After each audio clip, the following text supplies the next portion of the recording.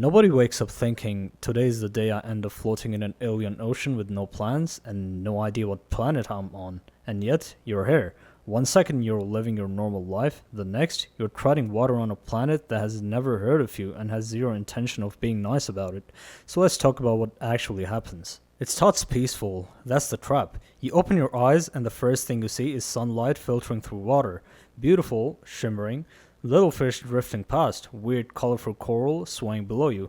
The whole thing honestly looks like a screensaver. Your first thought isn't panic, this is kind of pretty. And that is the most dangerous thought you will ever have on planet Proteus, because while you're floating there taking the scenery, the ocean is already deciding what to do with you. You've got maybe 40 seconds before your brain catches up, and that crash back to reality is going to be genuinely traumatic. Enjoy it, it's the last time you'll feel okay for a while. Then the oxygen hits, not literally, but the thought does. The sudden violent realization that you're a human being that needs air, and you're surrounded by the one thing that is not air. You start swimming up, kicking hard, the surface is right there, you can see the light, but light underwater is deceptive and your chest is tightening, your vision is doing something it has never done before and it's not getting closer fast enough. You breach the surface, you gasp so hard it sounds like a car alarm. You tread water with the energy of someone who just signed a contract with their own lungs to never do that again. You spin around looking for land. There is none, just ocean in every direction as far as your human eyes can see. This is where your personality gets restructured. You have two choices, shut down completely, or something ancient wakes up inside you and says, okay, fine, we're doing this. Most people panic for about 30 seconds before survival instinct kicks in and takes the wheel. Floating and crying doesn't help with the oxygen problem, so you start swimming. You don't know where, just forward, because forward feels better than still. Here's something not many tell you about the ocean, even a normal Earth ocean. The ocean does not care about you. It has no category for you. You're not food, you're not a threat, you're just a confused being making small splashing sounds near the surface. And for a few hours that actually works in your favor. You're so far outside the food chain, it hasn't noticed you exist. You find a shallow area, touch the bottom, stand there in chest-deep alien water and feel like you might survive this.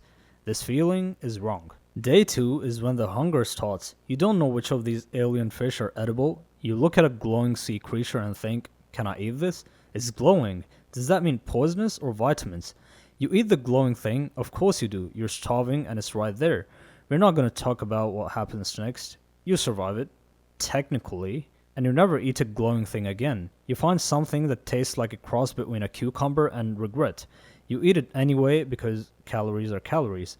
By end of day 2, you have a system. It's a bad system, but it's yours. Then you find a wreck, half buried in the seafloor, human-made, with actual materials inside, actual things you can use. This changes everything because the second you see something man-made proving that other humans were here, you become a person again. You get a reason. You pull it apart with your bare hands, destroying your fingernails. You don't care. And then you find a voice log. Someone recorded it from this exact spot. You press play and a voice comes through. Tired, quiet. The voice of someone who has been scared for so long it just became normal. They're describing the same shallows you're standing in, the same fish, the same coral. And then they stop mid-sentence. The recording just ends. No goodbye, no conclusion, just stops. You stand there in the water, holding it for a long time. You don't sleep that night. You just float in the dark, listening to the ocean, trying not to think about why it stopped. Here's the thing about planet Proteus you're starting to piece together. The deeper you go, the worse it gets. Like the ocean has been watching you survive in the shallows and decided, okay, let's see how you handle this. The creatures up here were fine.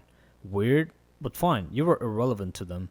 The deeper water has different things in it. You find this out not because you chose to go deeper. You find out because something from down there comes up. You're floating at the surface, minding your own business, when the shadow appears below you. Not a small shadow, not a fish-sized shadow. A shadow wide enough to turn the water beneath you into night, rising slowly, with the patience of something that has never once needed to hurry.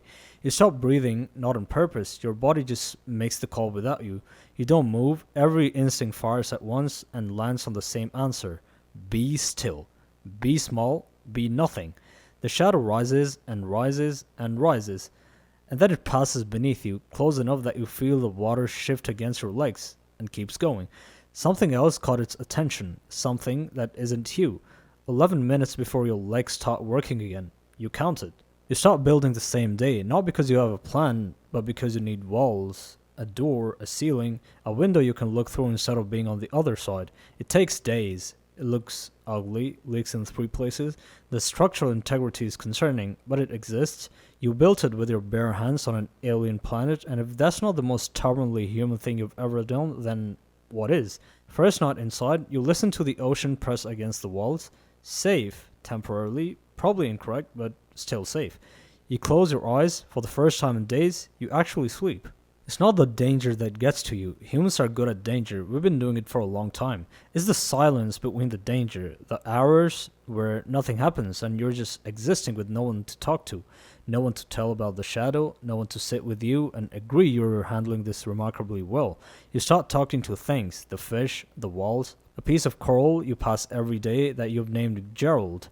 Gerald doesn't talk back, but Gerald is consistent, and sometimes that's enough.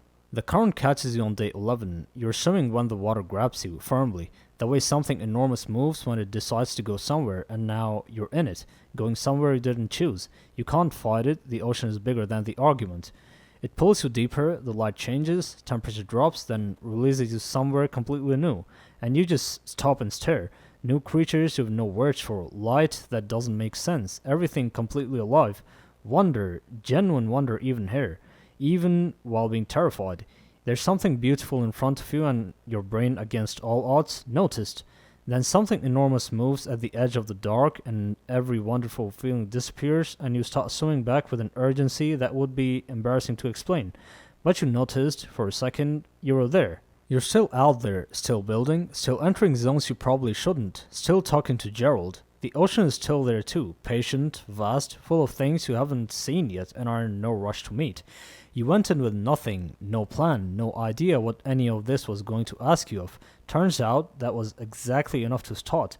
Just don't look down, seriously. Don't look down.